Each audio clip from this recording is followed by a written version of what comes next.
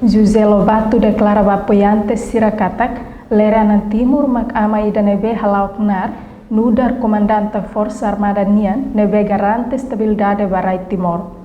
José Lobato actuar idane durante o discurso e a cerimônia de declaração tenente-general reformado Leranan Timor, bania candidatura presidente da República e o usuário Ainaro, Loron Lima, fulan fevereiro, tina rihun rua no Luresin Rua.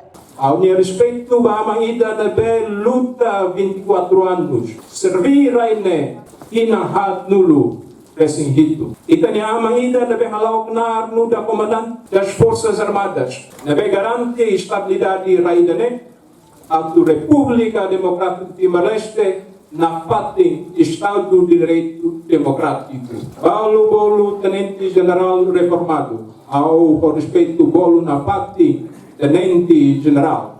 E o Hilorong, ao contente, ao livremente, Bele Bolonia, Banhira Soro, Nomos e Malu Sirahoto, ao Beletemi, camarada Lere Anan Timor.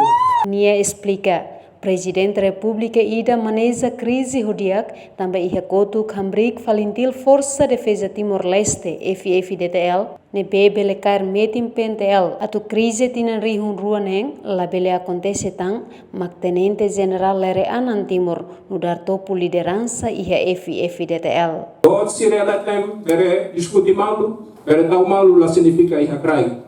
Kita tem que rapar. Emma provoca lor sai lor mundo agora la belana.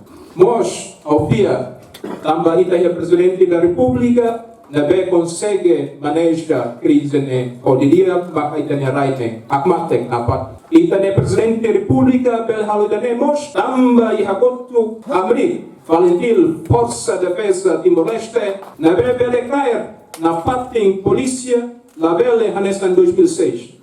Graças à liderança e a FFDTL e a topo liderança ne maka Tenente General Leranan Timor. O hinlorong atu sai presidente da República tem que ir respeito makas bafalentil Força Defesa Timor-Leste. Reportagem da Xaviera Televisão Timor Post.